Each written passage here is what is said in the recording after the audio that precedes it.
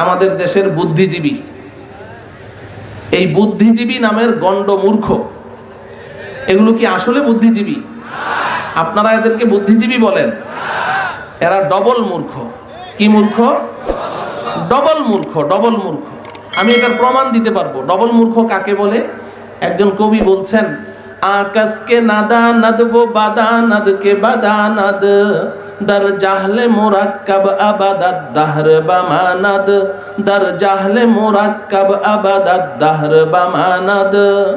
কবি বলেন, যেই বেটা জানে না আর জানে না যে এটাও জানে না।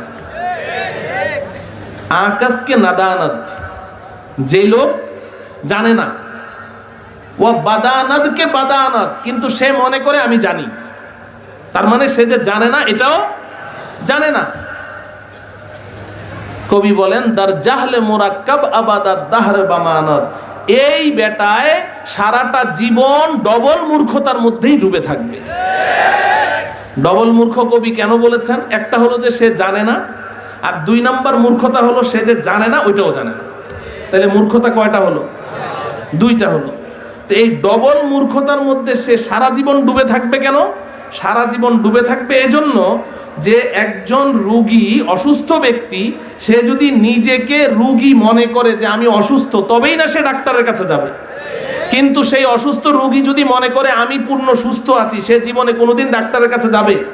ওর রোগ কোনোদিন সারবে? তো যেই বেটা ডবল মূর্খ, জানে না, আবার জানে না যে ওটাও জানে না, ও মনে করে আমি অনেক কিছু জানি, আমি অনেক কিছু জানি, তাহলে ওই বেটা কোনোদিন জানতে চেষ্টা করবে? আর যখন জানতে চেষ্টা করবে না, তখন কি সে এই মূর্খতার গণ্ডি থেকে বের হতে পারবে? কোনোদিনও পারবে না। এগুলো হলো ডবল মূর্খ। আর আমাদের দেশের এই ডবল মূর্খ যেগুলা, এগুলাকেই জাতীয়ভাবে বুদ্ধিজীবীর খেতাব দেওয়া হয়। বুদ্ধিজীবী হওয়ার জন্য এক নাম্বার হলো ইসলাম সম্পর্কে ন্যূনতম কোনো ধারণা রাখতে পারবে না। আর দুই নাম্বার বুদ্ধিজীবী হওয়ার আরেকটা যোগ্যতা লাগবে, সেটা হলো সাহস করে আল্লাহ রসুল কিংবা ইসলাম সম্পর্কে কোনো একটা কটূক্তি করে দাও, পরের দিন তুমি বুদ্ধিজীবী খেতাব পেয়ে যাবে। এই জাতীয় এক বুদ্ধিজীবী বিয়ে করেছে। কপাল ভালো, আল্লাহ পাক তাকে একটা নেককার মহিলা, নেককার স্ত্রী জুটিয়ে দিয়েছেন। নবীজি সাল্লাল্লাহু আলাইহি ওয়াসাল্লাম ইরশাদ করেন, আদ-দুনিয়া কুল্লুহা মাতা' ওয়া খায়রু মাতা'id দুনিয়া আল মারআতুস সালিহা। এই যুবকেরা ভালো করে শুনেন, নবীজি বলছেন গোটা পৃথিবী সম্পদ। গোটা পৃথিবী কি? সম্পদ। ওয়া খায়রু মাতা'id দুনিয়া আল মারআতুস সালিহা। আর গোটা পৃথিবীর মধ্যে সবচেয়ে দামি সম্পদ হলো একজন পরহেজগার স্ত্রী। কার কথা? নবীজির কথা। অতএব বিয়ে করতে গেলে সবচাইতে বেশি প্রাধান্য দিতে হবে কোন জিনিসকে? পরহেজগারি, পরহেজগারি, দ্বীনদারি। নবীজি বলেন, তুনকাহুল মারআতু বিআরবা'। সাধারণত সমাজের মানুষ চার জিনিস দেখে বিয়ে করে। কয় জিনিস দেখে? চার জিনিস দেখে বিয়ে করে। লি জামালিহা ওয়া লি হাসাবিহা ওয়া লি নাসাবিহা ওয়া লি মালিহা ফাজফার বিযাতিদ দ্বীন তারিবাত ইয়াদা।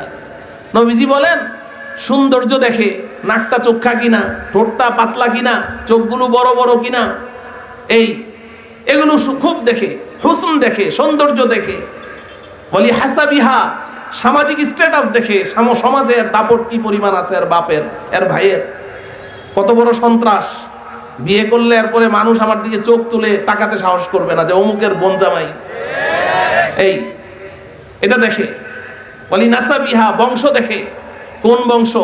শিকদার বংশ না সওদাগর বংশ, না বাঘ বংশ না ভাল্লুক বংশ, না শেখ বংশ? আর ওয়ালি মালিহা, সম্পদ দেখে, সম্পদ, মেয়ের বাপের মাল কি পরিমাণ আছে। নবীজি বলেন, ফাজফার বিদাতিদ দ্বীন। এই চারটা জিনিস, এগুলো দেখার বিষয় না। দেখার বিষয় হলো ওর মধ্যে দ্বীনদারি কতটুকু আছে। ওটা দেখো, ওটা দেখো, তোমার জীবন একদম শান্তিময় হয়ে যাবে। তো ওই বুদ্ধিজীবী নামের গণ্ডমূর্খ, ওর কপাল ভালো ছিল, আল্লাহ একজন পরহেজগার বিবি মিলিয়ে দিয়েছেন। কিছুদিন পরে সন্তান একটা হয়েছে। বয়স যখন 5 বছর, তো ওই বুদ্ধিজীবী একদিন বিবিকে বলে, ছেলেকে সাজিয়ে গুছিয়ে দাও, নতুন কাপড় পরিয়ে দাও। কেন? কোথায় যাবেন?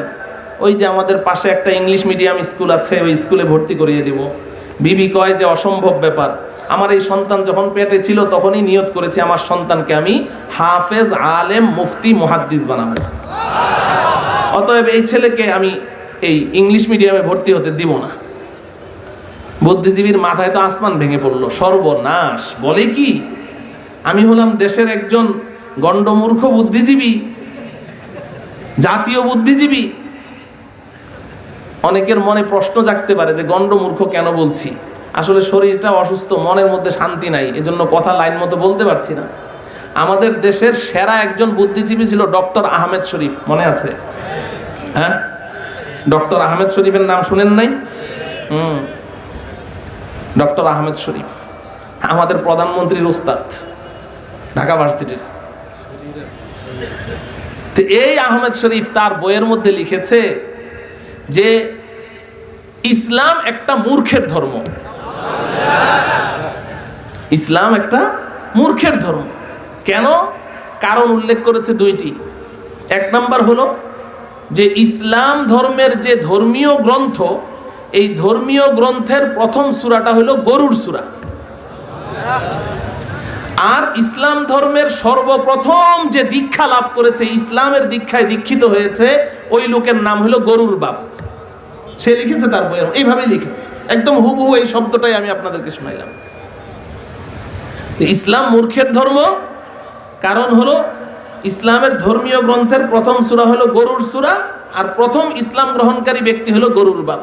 তো যেই ধর্মের ধর্মীয় গ্রন্থের প্রথম সূরা গরুর সূরা, গরু দিয়ে শুরু হয়, আর যেই ধর্মের প্রথম ইসলাম কবুলকারী, দীক্ষা লাভকারী ব্যক্তির নাম হয় গরুর বাপ, তো এটা মূর্খের ধর্ম না তো কিসের ধর্ম? মুহতারাম হাজরিন, এখানে আপনারা উলামায়ে কেরাম আছেন, মাদ্রাসার ছাত্ররা আছেন, বাকি যারা আছেন তারা উলামায়ে কেরামের সোহবত ইয়াফতা, আপনারা বুঝবেন আমি ডবল মূর্খ কেন বলেছি। কোরআন শরীফের প্রথম সূরার নাম কি? সবাই বলেন। সূরাতুল ফাতিহা। তো সূরাতুল ফাতিহা, ফাতিহা শব্দের অর্থ কি? গরু? হ্যাঁ, ফাতিহা শব্দের অর্থ হলো শুরু, প্রারম্ভ। ফাতিহাতুল কিতাব, কিতাবের প্রারম্ভ, কিতাবের শুরু। এই সূরাতুল ফাতিহার মোট 11টা নাম আছে, কোন নামের মধ্যে তো গরু শব্দ নাই, আছে নাকি? তাইলে যে বলল যে কোরআন শরীফের প্রথম সূরা গরু দিয়ে শুরু হয়েছে, কোরআন শরীফের দ্বিতীয় সূরা হলো সূরাতুল বাকারা। বাকারাতুন শব্দের অর্থ গাভী। বাকারাতুন শব্দের অর্থ কি? এই সূরাটার নাম আল্লাহ রাব্বুল আলামিন গাভী কেন রেখেছেন? কারণ এই সূরার মধ্যে একটা গাভীর ঘটনা আছে, আছে না নাই? এই ঘটনাটা এক ইহুদির সাথে জড়িত। ওই ইহুদি নিজে একটা মানুষকে হত্যা করেছে নিজের স্বার্থ চরিতার্থ করার জন্যে। একটা মানুষকে হত্যা করে এখন এই হত্যার দায়ভার অন্যের উপরে চাপিয়ে দেওয়ার জন্যে, নিজের মাথার উপর থেকে এই হত্যার দায়ভার সরিয়ে দেওয়ার জন্যে নিজেই চিৎকার শুরু করলো, হায় রে আমার এই লোকটারে কে মারলো, এত ভালো মানুষকে কে মারলো, নিজেই বিলাপ শুরু করে দিয়েছে। হত্যা করেছে কে? ও নিজেই। বিলাপ করছে কে? ও নিজেই, নিজে বিলাপ শুরু করে দিয়েছে। এলাকার লোকজন এখন হত্যাকারীকে খুঁজে পায় না। গেল তাদের পয়গম্বর হযরতে মূসা আলাইহিস সালামের কাছে। মূসা আলাইহিস সালাম আল্লাহকে জিজ্ঞাসা করলেন, হত্যাকারীকে আমরা খুঁজে বের করতে চাই। আল্লাহ বললেন ওদেরকে একটা গরু জবে করতে বলো, একটা গাভী জবে করতে বলো। বিশাল লম্বা ঘটনা।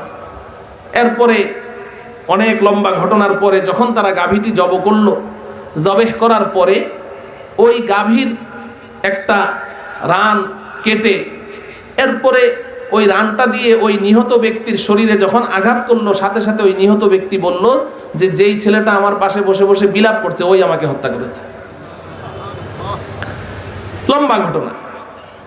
এখানে আল্লাহ রাব্বুল আলামিন এই ঘটনাটা সূরাতুল বাকারা, যেহেতু বাকারাতুন মানে গাভী, আর ঘটনাটাও একটা গাভীকে কেন্দ্র করে, এই ঘটনাটা আল্লাহ পাক এই সূরায় উল্লেখ কেন করেছেন? কিয়ামত পর্যন্ত আগত সমস্ত মানব জাতিকে এটা বোঝানোর জন্যে যে তোমরা ইহুদিদের মুনাফিকির হাত থেকে সবসময় নিজেকে বাঁচিয়ে রাখবে। কারণ ইহুদি জাতি বড় ভয়ানক, বড় ডেঞ্জার। এরা মুনাফিক, এরা নিজেরা অপরাধ করে আর এই অপরাধ অন্যের উপরে চাপিয়ে দেওয়ার জন্য যত মিথ্যার আশ্রয় নেওয়া দরকার সব গ্রহণ করে। যেমন আপনার 111 টুইন টাওয়ার ধ্বংসের ঘটনা, ধ্বংস করলো নিজেরা আর চাপিয়ে দিল কই আফগানিস্তানের পাহাড়ের কোন গুহার ভিতরে এক বুড়া বসে আছে, ও বলে টুইন টাওয়ার ধ্বংস করেছে। এইটা হলো ইহুদিদের স্বভাব। আর এই ইহুদি এবং এই ইহুদিদের পাঁচ আটা গোলাম আমাদের দেশের এই গণ্ড মূর্খ নামের যে বুদ্ধিজীবীগুলো আছে, এদের চরিত্র এই, এরা এদের মূর্খতাকে ঢাকার জন্য আমাদের মাহফিলগুলোকে হতে দিতে চায় না। তো তুমি যে বলছো সূরাতুল বাকারা কোরআন শরীফের প্রথম সূরা, এর দ্বারা বোঝা গেল যে কোরআন শরীফের প্রথম সূরার নাম কি এটাও ওই গণ্ড মূর্খ বলতে পারে না। তাহলে যেই মানুষটা আমাদের একেবারেই 4 বছর বয়সের বাচ্চা নুরানি মক্তবে আজকে ভর্তি করে দিলে 1 সপ্তাহ পরে জিজ্ঞাসা করলে সে বলতে পারবে, 2 দিন পরে জিজ্ঞাসা করলেই বলতে পারবে, এমনকি ভর্তি হওয়ার আগে থেকেই জানে যে কোরআন শরীফের প্রথম সূরা সূরাতুল ফাতিহা, এই 4 বছর বয়সের বাচ্চাটা যেই কথা জানে, এই কথাটা যে জানে না তাকে কি আমি শুধু মূর্খ বললে হক আদায় হবে না ডবল মূর্খ বলতে হবে? ডবল। এজন্য আমি ডবল মূর্খ বলেছি। আচ্ছা, এরপর সে বলেছে ইসলামের প্রথম পুরুষ, সর্বপ্রথম যিনি ইসলাম কবুল করেছেন তার নাম কি বলেন? সবাই বলেন না? আবু বকর সিদ্দিক রাদিয়াল্লাহু তাআলা আনহু। আবু বকর, আবুন শব্দের অর্থ পিতা। আবু মানে কি? পিতা। আবু হামেদ, হামেদের পিতা। আবু খালেদ, খালেদের পিতা। আবু আমর, আমরের পিতা। তো আবু বকর। এখন বাকারাতুন মানে তো গাভী, বাকারুন মানে গরু, কিন্তু এই বাকারুন মানে যে গাভী এটা হলো 2 নোক্তাওয়ালা কফ। 2 নোক্তাওয়ালা কফ। কাফ কয়টা? 2টা না? একটা বড় কফ আর একটা ছোট কাফ। 2 নোক্তাওয়ালা কফ, বাকারাতুন মানে গাভী। আরেকটা হলো বাকরুন, ছোট কাফ, মধ্যখান পেঁচানো কাফ, বাকরুন। হযরতে আবু বকর সিদ্দিক রাদিয়াল্লাহু তাআলা আনহুর নাম লিখতে কি বড় কাফ না ছোট কাফ? সবাই বলেন ছোট কাফ। বড় কাফ দিয়ে লিখলে বাকারাতুন মানে গাভী, আর ছোট কাফ দিয়ে বাকরুন শব্দের অর্থ হলো ফুলের কলি। আবু বকর সিদ্দিককে আবু বকর এজন্য বলা হয় যে ইসলাম নামের এই সুন্দর ফুলের কলি হলেন হযরতে আবু বকর সিদ্দিক রাদিয়াল্লাহু তাআলা। তাইলে যেই মানুষটা 2 নোক্তাওয়ালা কাফ আর মধ্যখান পেঁচানো কাফের মধ্যে পার্থক্য করতে পারে না, ওকে কি আমি শুধু ডবল মূর্খ বললে চলবে না রিডবল মূর্খ বলতে হবে? আমি তো কমই বলেছি। এই জাতীয় ডবল মূর্খগুলোকেই বাংলাদেশে আমাদের এই 90-92% মুসলিম কান্ট্রিতে এদেরকেই বুদ্ধিজীবী খেতাব দেয়া হয়। পক্ষান্তরে আপনি যত বড় ইসলামী স্কলার হন না কেন, বাংলাদেশে হাফিজ জি হুজুর রহমতুল্লাহ আলাই, শামসুল হক ফরিদপুরি রহমতুল্লাহ আলাই, শাইখুল হাদিস আল্লামা আজিজুল হক রহমতুল্লাহ আলাই, মুফতি ফজলুল হক আমিনী, আল্লামা নূর হুসাইন কাসিমি, হযরত মাওলানা মুফতি আহমদ শফি, ওনাদের কারো খেতাব আছে নাকি বুদ্ধিজীবী? না।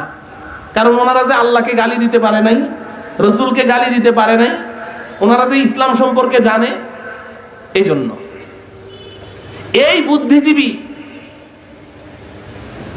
কথা তো অন্যদিকে চলে গেছে। ছেলেকে ইংলিশ মিডিয়াম স্কুলে নিতে চায়, মনে আছে? বিবি বললেন যে না, চলবে না। আমি তো নিয়ত করেছি তাকে হাফেজ, আলেম, মুফতি, মুহাদ্দিস বানাবো। বুদ্ধিজীবীর মাথায় বাড়ি, সর্বনাশ। এই ছেলেকে যদি এখন মাদ্রাসায় ভর্তি করা হয় তাহলে দুনিয়ার মানুষ তো আমাকে মোল্লার বাপ বলবে, মৌলবীর বাপ বলবে, আমাকে তো মৌলবাদীর বাপ বলবে, জঙ্গিবাদের বাপ বলবে। আমি মানুষের সমাজে আমি চেহারা কিভাবে দেখাবো? আমি তো আমার ফ্রেন্ড সার্কেলের মাঝে আমি চেহারা দেখাতে পারবো না। খুব লড়াই করলো বিবির সাথে, কিন্তু বিবি তো বাস জমে বসে আছে যে না। শেষমেশ বিবির কথাই প্রাধান্য দিল। কি করবে মা? নুরানি মক্তবে ভর্তি করিয়ে দিয়েছে। আলহামদুলিল্লাহ, ছেলেটি নুরানি মক্তব শেষ করে হেফজুল কোরআন সমাপ্ত করলো, এক সময় দাওরায়ে হাদিস পাশ করলো। ওই বুদ্ধিজীবী বাবা খুশি না বেজার? বেজার, তার মন খারাপ। তার তো মন খারাপ। ওই ছেলের সাথে কথাও বলে না, ছেলের সামনেও আসে না। দাওরায়ে হাদিস পাশ করার পরে তখন তার ওই পরহেজগার বিবি এসে স্বামীকে বলছে যে স্বামী, তীর তো ধনুক থেকে বের হয়েই গেছে, এটা তো আর আপনার হাতে নাই, এটা তো আপনার হাতছাড়া হয়ে গেছে, অযথা আর মন খারাপ করে লাভ কি? তা আমার জীবনে একটা স্বপ্ন, এই স্বপ্নটা যদি আপনি পুরা করেন আমি চিরকৃতজ্ঞ থাকব। আমার স্বপ্ন, আমার ছেলেটাকে আমি দারুল উলুম দেওবন্দে পাঠাবো, আপনি একটু ব্যবস্থা করে দেন। তো ওই বুদ্ধিজীবী চিন্তা করলো যে ওটা তো গেছেই, যাক না, সমস্যা কি, বিবির সাথে একটু সম্পর্ক ভালো থাকলো, ব্যবস্থা করে দারুল উলুম দেওবন্দে পাঠিয়ে দিয়েছে। 3 বছর পরে ওই ছেলে তার মাকে চিঠি লিখেছে, মা, আমার উস্তাদরা বলছে আমি একজন ভালো মুফতি হয়ে গেছি, অমুক দিন অমুক তারিখে আমি ঢাকা আন্তর্জাতিক বিমানবন্দরে এসে আমি অবতরণ করব, আব্বাকে পাঠিয়ে দিও আমাকে নেয়ার জন্যে। কারণ এতদিনে ঢাকা শহর ছেড়ে তারা গ্রামের বাড়িতে চলে গেছে, ও গ্রামের বাড়ি চিনে না। নির্দিষ্ট তারিখে আসলো, এয়ারপোর্টে নামার পরে বাবা তো রিসিভ করতে এসেছে, যেহেতু সন্তান টান তো একটা থাকেই। গাড়িতে উঠে বাবা ছেলের সাথে কথা বলে না। এতদিন পর্যন্ত মনের মধ্যে একটা ঘৃণা ছিল, আজকে আবার মনের মধ্যে একটা আতঙ্কও কাজ করছে। ঘৃণার সাথে কি জোর হয়েছে? আতঙ্ক। আতঙ্কটা কি জানেন? আতঙ্কটা হলো ফতুয়াবাজ, যে আমার ছেলে তো মুফতি হয়ে আসছে, এখন কখন কোন ফতুয়া দিয়ে বসে, যার কারণে সে পেছনের সিটে, ছেলেকে সামনের সিটে দিয়ে চুপচাপ বসে আছে, কখন আবার কি ফতুয়া দেয়। কারণ আজরাইল থেকেও ফতুয়াকে আরো বেশি ভয় পায়। কি বলেন? ফতুয়াকে আজরাইলের চেয়েও কি পায়? বেশি ভয় পায়। এখন ওই বুদ্ধিজীবী পেছনে বসে আছে।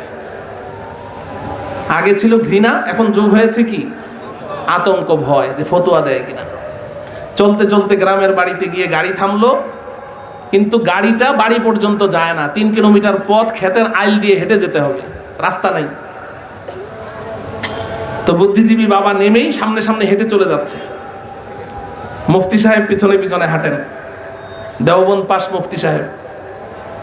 বুদ্ধিজীবী বাবা হাঁটছে, এই বেচারার আবার ডায়াবেটিকের রোগ হয়ে গেছে এই কয়দিনে। ডায়াবেটিকের রোগীদের ব্যাপারে আপনারা জানেন, ঘন ঘন পেশাবের ব্যাগ হয় না? তো এখন এই বুদ্ধিজীবীর পেশাবের চাপ, এখন বুদ্ধিজীবী কি করবে? ক্ষেতের আইলেই পেশাব করতে বসেছে।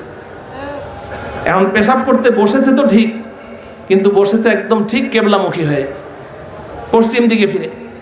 কেবলা কোন দিকে? এখানে, হ্যাঁ, এদিকে।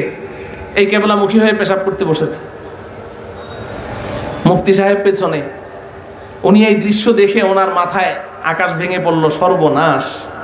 এলাকার লোকজন তো সব অপেক্ষায় আছে, আমাদের এলাকার এক ছেলে দেওবন্দ পাশ করে আসছে, মুফতি হয়ে আসছে, সবাই তো অপেক্ষমান, রাস্তার পাশে চাতক পাখির মতো তাকিয়ে আছে।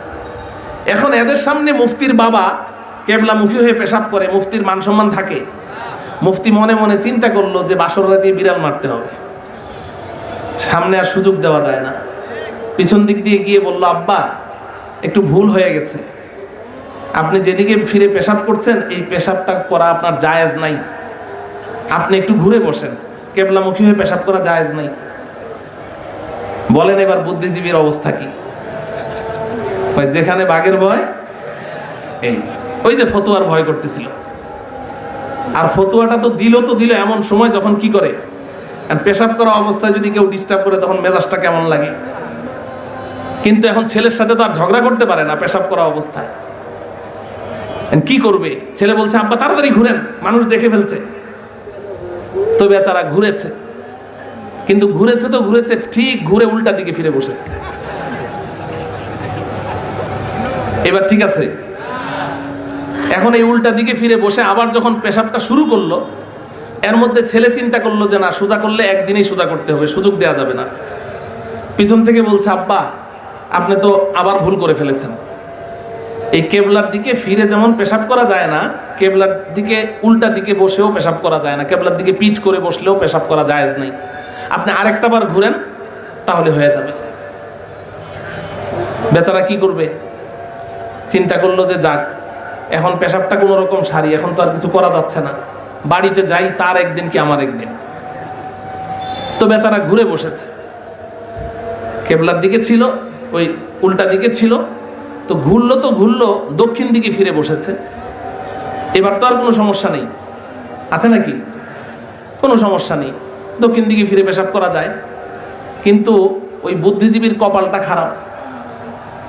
ওই দিন প্রবল বেগে দক্ষিণা বায়ু প্রবাহিত হচ্ছিল, দক্ষিণ দিক থেকে খুব ঝড়ো হাওয়া প্রবাহিত হচ্ছে।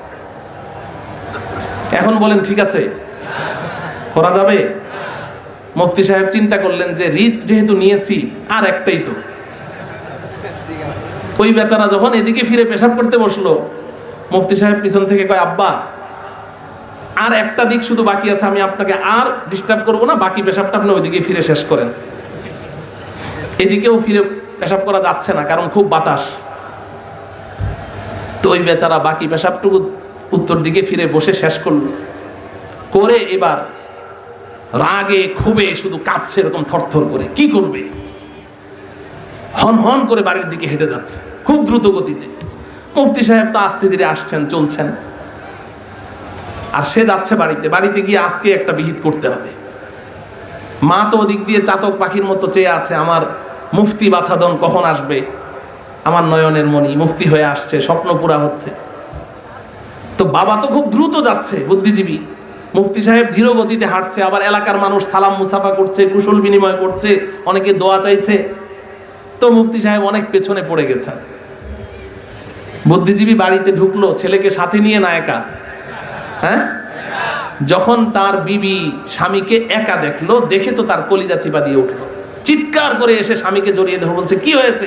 আমার মুফতি ছেলে কোথায়? একা আসলেন কেন? একা আসলেন কেন? আমার সেই নয়নের মণি, কলিজার টুকরা, আমার মুফতি ছেলে কোথায়? আমার হাফেজ আলেম মুহাদ্দিস মুফতি ছেলে, ও কোথায়? ওকে ছাড়া আপনি কেন এসেছেন? আর বুদ্ধিজীবীর চেহারাটা তো অবস্থা কি আপনারা তো বুঝতেই পারছেন। এই চেহারা দেখে তো আরো বেশি আতঙ্কিত হয়ে গেছে। কি হয়েছে বলেন, আমার ছেলের কি হয়েছে? আর ও তো রাগের কারণে কথাই বলতে পারছে না, কথাই তো বলতে পারছে না। যখন বিবি হায় হুতাশ শুরু করলো, বিলাপ শুরু করে দিয়েছে, তখন বুদ্ধিজীবী কয়, মুফতি বানিয়েছিস না? আসছে, পেছনে আসছে, মুততে বহিস। আমাকে তো একবারের মুত 4 বারে মুতাইছে, তোরে 40 বারে মুতাবে।